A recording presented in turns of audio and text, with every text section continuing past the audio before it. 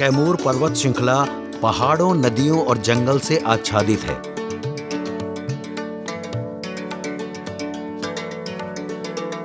आदिम मनुष्य की शरणस्थली रहा विंध्य पर्वत श्रृंखला, जहां अपने प्राकृतिक वैभव के लिए जाना जाता है, वहीं रहस्यमयी दुर्गों गुफाओं के लिए भी विख्यात है।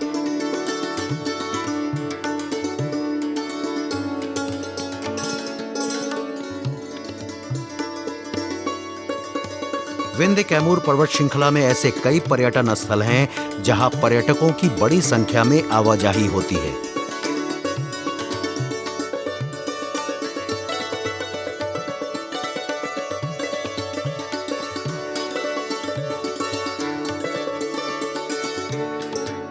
चंद्रप्रभा वन्यजीव विहार के एक छोर पर स्थित नौगढ़ दुर्ग को देखने, जानने और समझने की इच्छा होना स्वाभाविक है।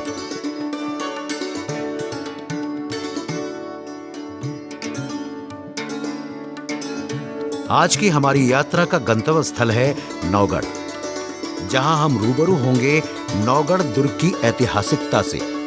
समझने की कोशिश करेंगे नौगढ़ दुर्ग के रहस्य, रोमांच और तिलिस्म को। तो आइए आप भी चलिए हमारे साथ इस यात्रा में और रूबरू होइए नौगढ़ दुर्ग से।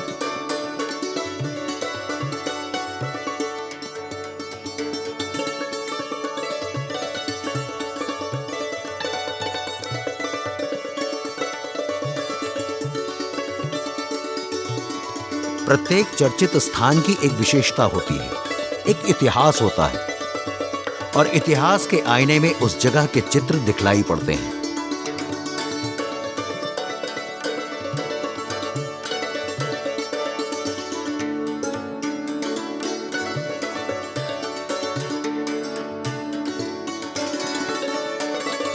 नौगढ़ और आसपास में नौगढ़ दुर्ग की किंवदंतियों को हर कोई महसूस करता है।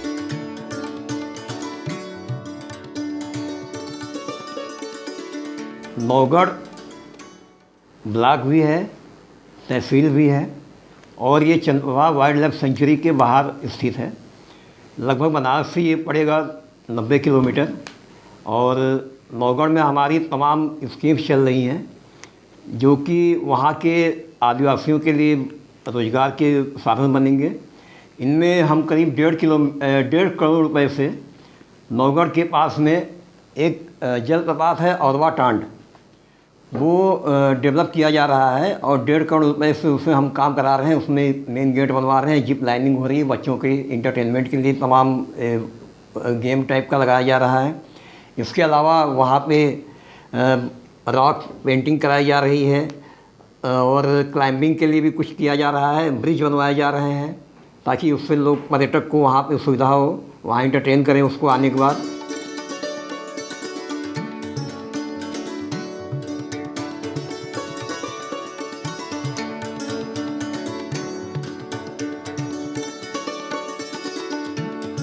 वाराणसी से चकिया और फिर चकिया से नौगढ़ मार्ग पर कुछ किलोमीटर चलने के बाद चंद्रप्रभा वन्यजीव विहार का क्षेत्र शुरू हो जाता है।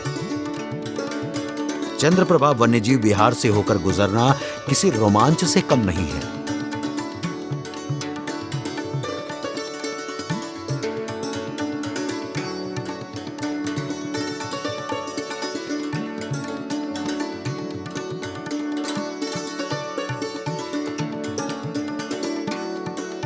वाराणसी से लगे चंदौली जनपद के नौगढ़ कस्बे के पास स्थित है नौगढ़ का किला।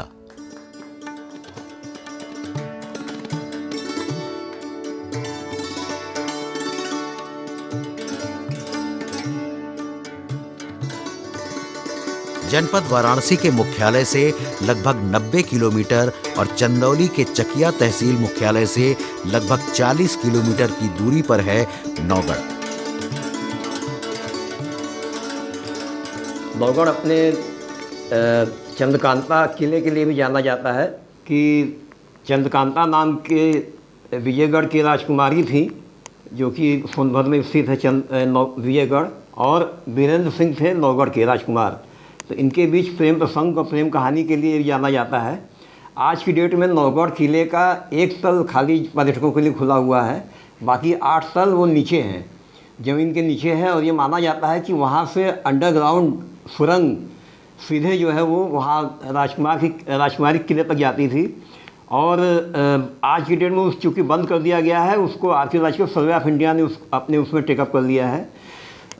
इस तरह से पर्यटकों को वहाँ नौगढ़ आने पे चंद्रकांता किले का भी दर्शन होगा। या वो अच्छी जगह आया, एक मंदिर भी है छोटा सा। इसके बाद वो जब आएंगे नौगढ़ तक तो उन्हें बहुत अच्छा लगेगा। वहाँ पे एक कर्मनाशा नदी भी बह रही है बगल में, तो काफ़ी एंजॉय करेंगे वो लोग बरसात के दिनों में।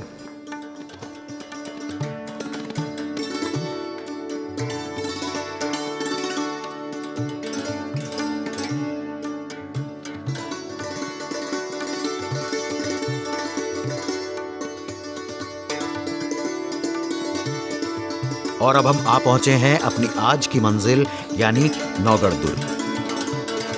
नौगढ़ का किला अपेक्षाकृत छोटा है।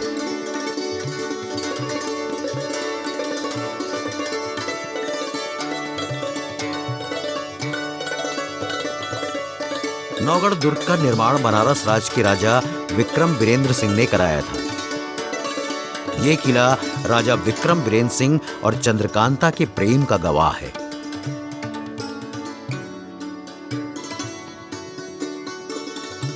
नौगढ़ दुर्ग को चंद्रकांता महल भी कहा जाता है। किले की नींव आज भी उसकी भव्यता का बखान करती है। चंद्रकांता से जुड़ी किंवदंतियों के लिए भी प्रसिद्ध है नौगढ़ का किला।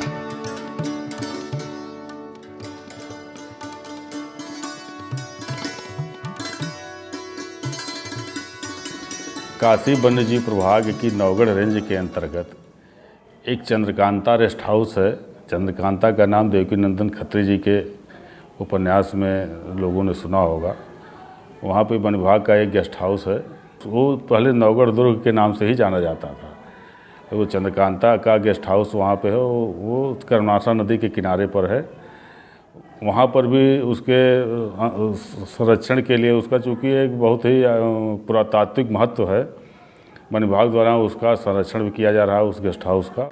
और एक बहुत ही ऐतिहासिक स्थल है। जैसा कि आप सभी लोगों को पता है कि इस ऐतिहासिक स्थल का महत्व कर्मनाशा नदी के किनारे के इस गेस्ट हाउस का और वहाँ की बिंद की पहाड़ियों का एक अपना अलग ही आकर्षण है। और वहीं पर ये औरवा टाँड़ का जो अपना बन रहा है, औरवा टाँड़ का जो इको टूरिज्म का स्थान बन रहा है।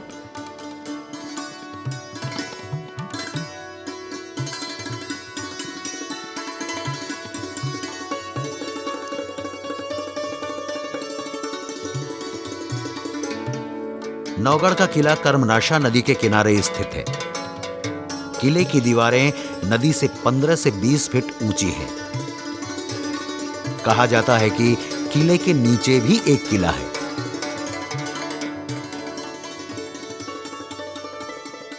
ये जो भी आप यहाँ पे गेस्ट हाउस देख रहे हैं, ये पूरा राजा बनारस जी का एक बहुत पुराना किला था ये।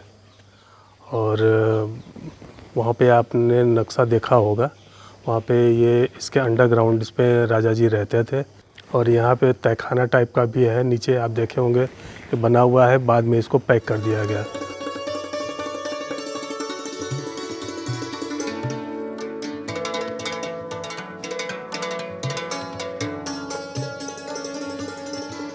कहावत है कि नौगढ़ दुर्ग बहुत प्राचीन है। किले के आसपास कुछ अवशेष हैं जिन्हें 3000 वर्ष पूर्व का माना जाता है।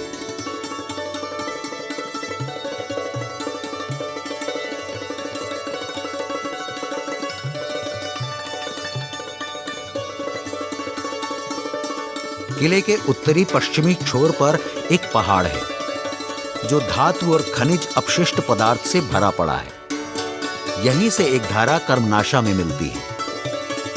इस धारा से एक आकर्षक जलप्रपात बनता है।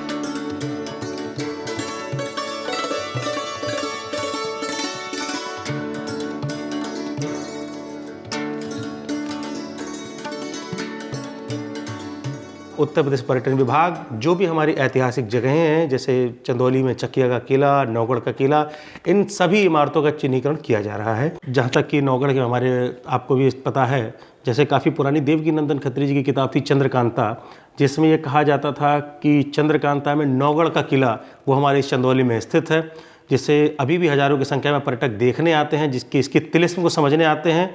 और इन तिलिस्म को, इस चीज़ों को जानने के लिए मेरा आप सभी से अनुरोध है कि एक बार चंदौली आए, ये चंदौली की इस प्रकृति के स्वर्ग को अवश्य देखें।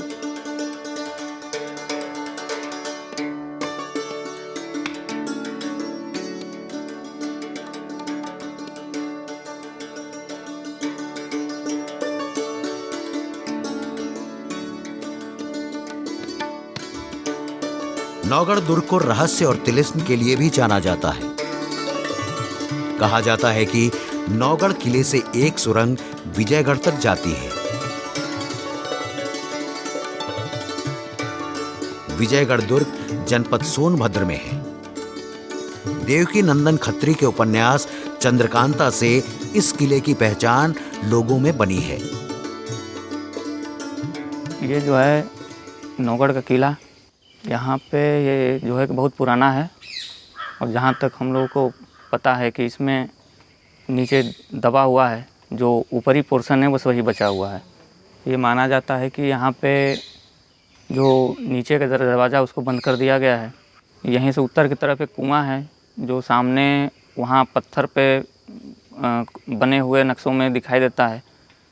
और ये जो है ऊपरी हिस्सा जो बचा हुआ है, इसको थोड़ा सा रेस्टोरेशन करके या इसको थोड़ा मॉडिफाई करके थोड़ा वो बनाया गया है। ऐसा माना जाता है कि, या ऐसा हमने सुना है अपने पूर्वजों से, कि यहाँ के लिए नौगढ़ जाने के लिए रास्ता है, जैसे चुनारगढ़ हुआ, सतेशगढ़ हुआ, विजयगढ़ हुआ, और यहीं से सुरंग मतलब कि नौगढ़ जाने के लिए बना हुआ था पहले।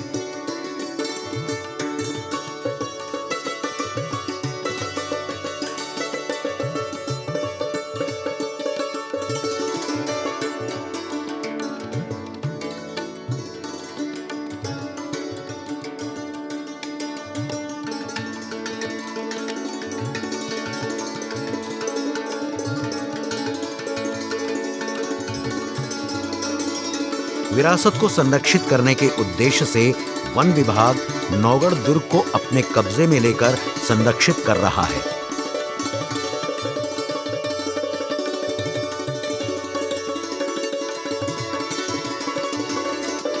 किले के एक हिस्से को अतिथि गृह में तब्दील कर दिया गया है। किले की संरचना को थोड़ा बहुत बदलकर दीवारों की रंगाई पुताई कराई गई है।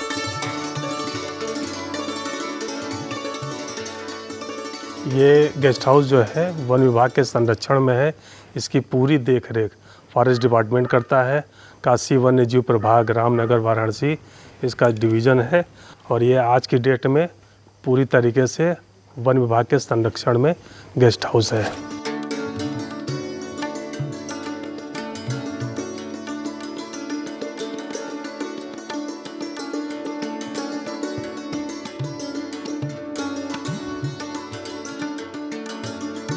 नौगढ़ दुर्ग कर्मनाशा नदी और आसपास के इलाके का मनोरम दृश्य प्रस्तुत करता है। कुछ ही दूरी पर चंद्रप्रभा नदी बहती है।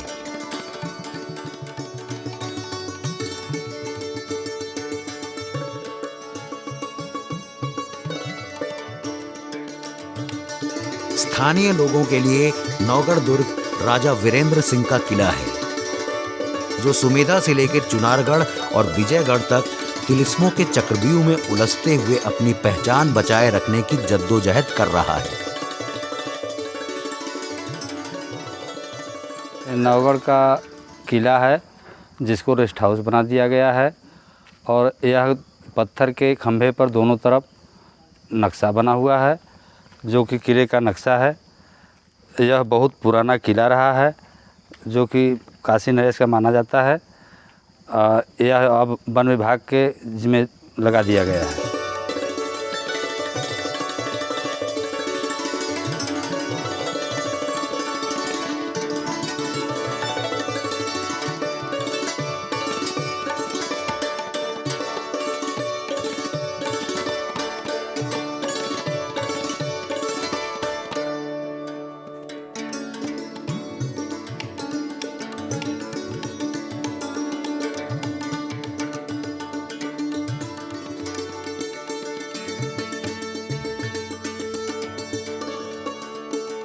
नौगढ़ दुर्ग से कुछ किलोमीटर की दूरी पर स्थित है प्राकृतिक जलप्रपात ओरवा टांड।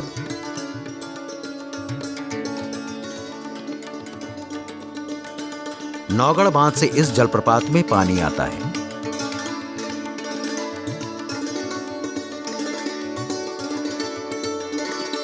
जंगल के बीच ओरवा टांड जलप्रपात सैलानियों के लिए प्रमुख आकर्षण का केंद्र है।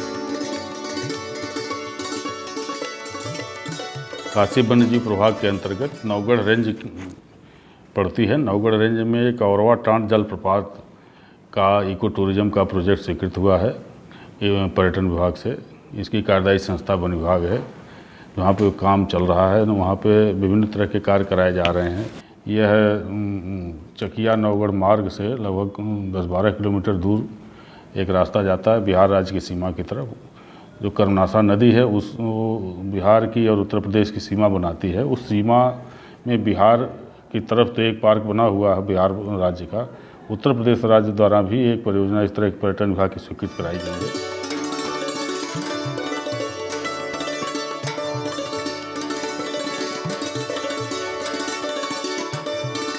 नौगढ़ क्षेत्र में प्रकृति का खूबसूरत नजारा पेश करता है ओरवा टांड जलप्रपात।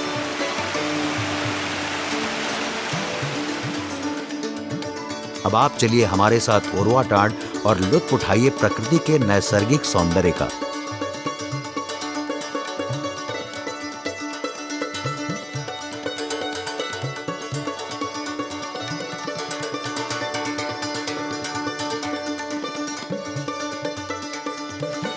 ये है ओरवा टांड जलप्रपात। ऊंचाई से गिरता पानी वातावरण में एक अलौकिक रस घोल रहा है।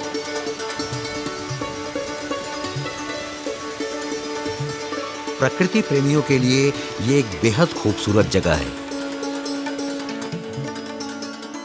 नेचुरल ब्यूटी को अगर देखना है तो जनपद चंदौली एक ऐसा ज़िला है जहाँ पर बहुत सारे वाटरफॉल्स आपको देखने के मिलेंगे, जिसमें सबसे इम्पॉर्टेंट ओरवा टांड, राजदरी, देवदरी व चांद पाथर है।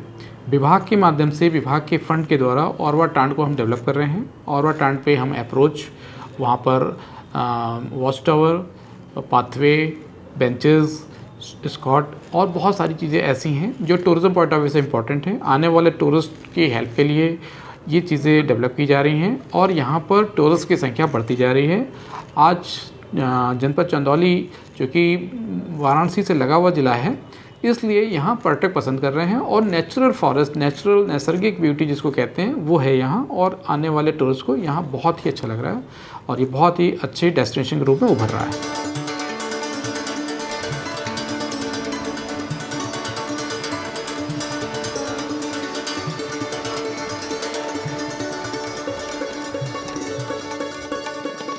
इको टूरिज्म के तहत ओरवा टांड जलप्रपात को विकसित किया जा रहा है। उत्तर प्रदेश सरकार द्वारा पर्यटकों के लिए कई तरह की सुविधाएं मुहैया कराने की कोशिश की जा रही हैं।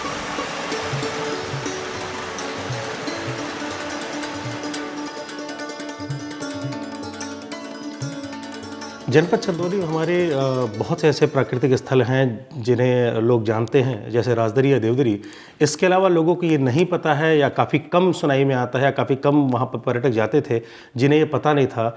वहाँ पे चंदौली को कहा जाता है कि इको टूरिज़्म का एक पॉइंट है, या ये कह सकते हैं कि जो हमारे पर्यटक या हमारे आसपास के लोग जो शिमला, मसूरी, नैनीताल जाते हैं वो सभी जगह हमारे चंदौली जनपद में स्थित है।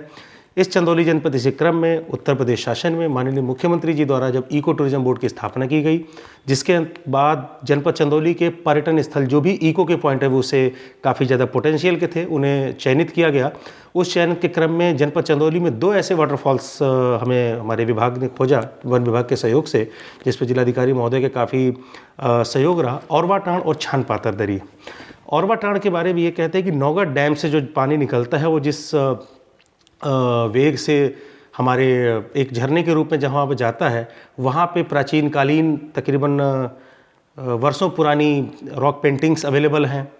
टूरिज़्म डिपार्टमेंट ने इन सभी चीज़ों को संयोजित किया, उसके प्रचार प्रसार किया, उसे वेबसाइट पर हमारे डाला। उसके प्रचार प्रसार के लिए विश्व के जितने भी हमारे देश हैं, SCO जो संघाई सहयोग संगठन के देश के लोगों के, हमने ट्रैवल लेटर्स कॉन्क्लेव वहाँ कराए, उन लोगों को दिखाया जिससे कि इसका प्रचार प्रसार हो सके और इसकी काफ़ी ज़्यादा पब्लिसिटी भी हुई। इसी के तहत सरकार ने वहाँ पे इको टूरिज़्म के तहत तकरीबन 2 करोड़ की धनराशि स्वीकृत की, जिसके अंतर्गत एडवेंचर स्पोर्ट्स, वहाँ पे लोगों की पर्यटकों की सुविधाएं के लिए जितने भी आवश्यक मूलभूत सुविधाएं थी वो सभी वहाँ पे उपलब्ध कराई गई।